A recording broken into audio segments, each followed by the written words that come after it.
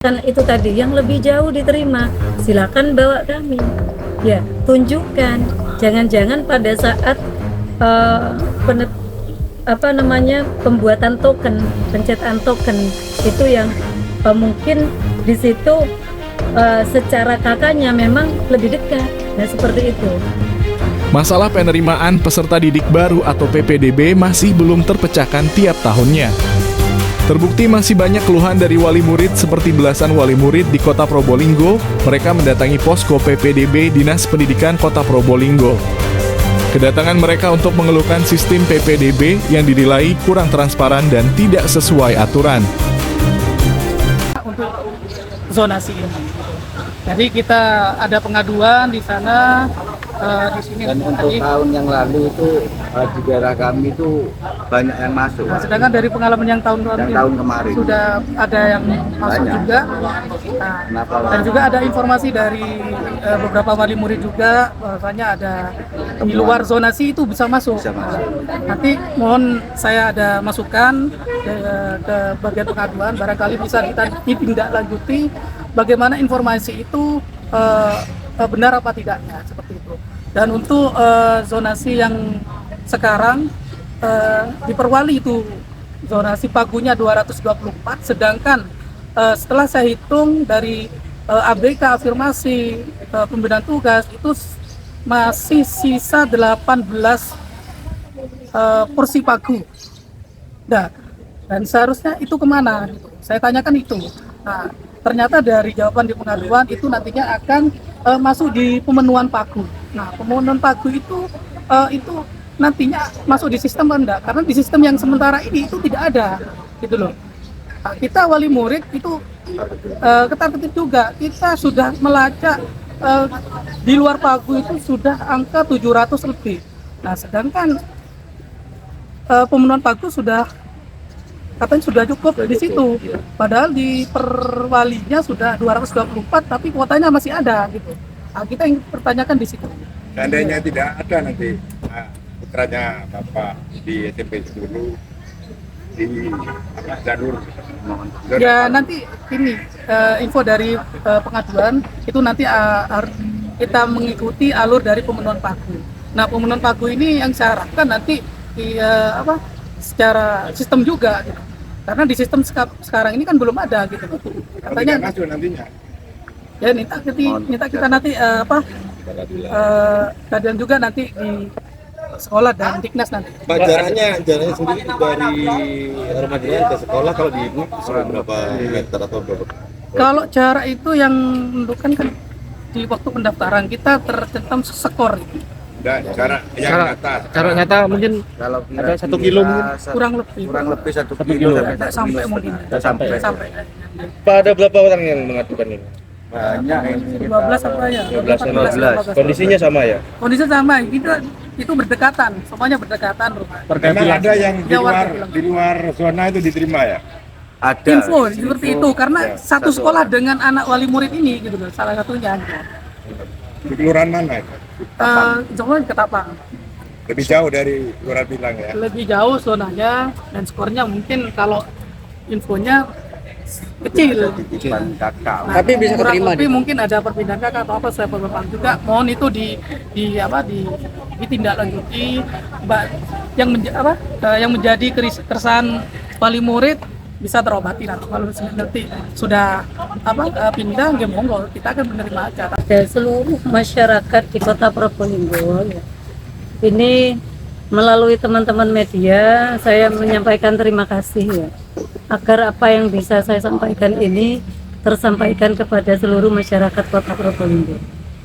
Jadi sistem zonasi ini sudah ditetapkan oleh Bapak Menteri kita melalui Kemdikbudristek itu sejak tahun 2021 melalui Permendikbudristek nomor 1 tahun 2021 yang hingga kini itu tetap berlaku ya, tidak ada perubahan. Kemudian untuk zonasi ya, itu tahun ini sebenarnya tidak ada bedanya dengan tahun-tahun sebelumnya.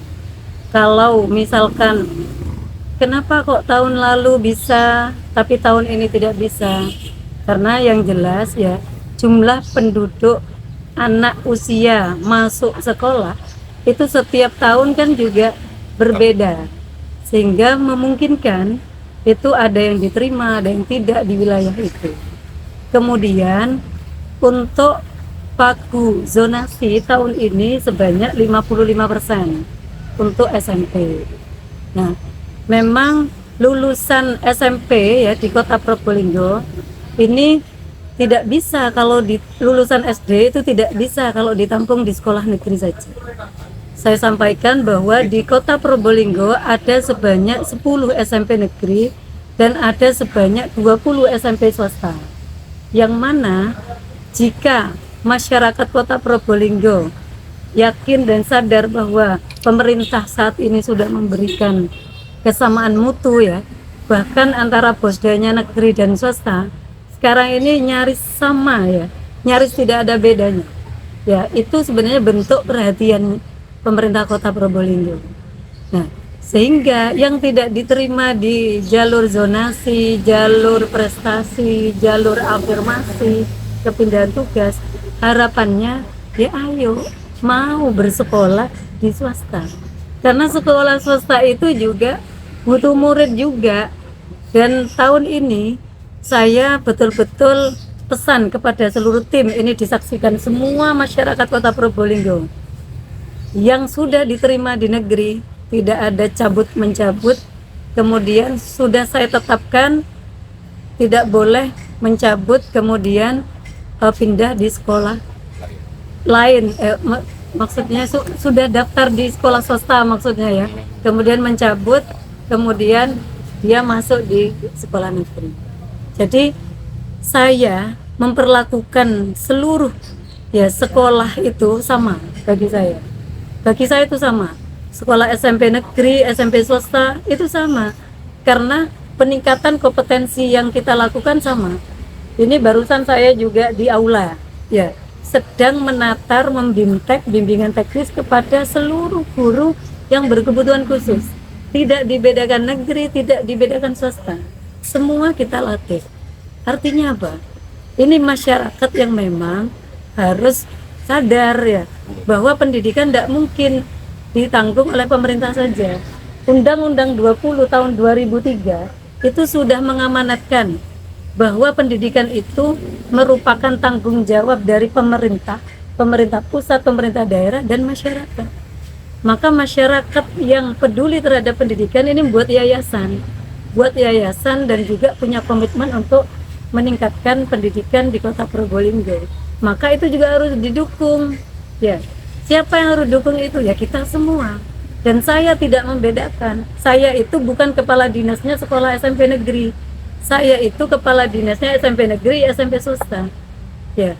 Bahkan kalaupun madrasah mau ngundang saya tidak pernah membedakan. Tapi di lapangan Bu ada yang lokasinya jauh diterima, sedangkan yang dekat begini Bapak Ibu, masyarakat Kota Probolinggo semuanya ya, tanggal 2 sampai tanggal 5 itu adalah masa apa? Kalau sesuai jadwal masa pendaftaran dan uji publik. Maka dari itu kami itu sangat terbuka dengan uji publik. Kalau saya tidak open orangnya ya, maka tidak ada uji publik itu. Beda, ini yang tidak ada di daerah lain uji publik. Kalau saya ada di daerah lain, misalkan itu tadi yang lebih jauh diterima, silakan bawa kami. Ya, tunjukkan. Jangan-jangan pada saat pembuatan token, pencetakan token itu yang mungkin di situ secara kakaknya memang lebih dekat. Nah, seperti itu. Tetapi yang jelas pada tahun ini saya betul-betul bekerja keras ya. Saya bersama tim ini, kalau rapat ini sampai 2:30 malam, betul-betul menganalisis. Kalau ada satu saja kecurangan dari operator, akun operator saya off-kan, saya matikan. Ya, saya sudah sampaikan, jangan sampai 2 kesalahan, satu saja blacklist sudah. Dia tidak bisa jadi operator. Ya, jadi sanksinya seperti itu. Kemudian saya proses pasti. Kalau ada kecurangan saya proses. Saya tidak main-main. Ya, saya kerja untuk PPDB yang jelas berusaha betul-betul transparan dan betul-betul akuntabel.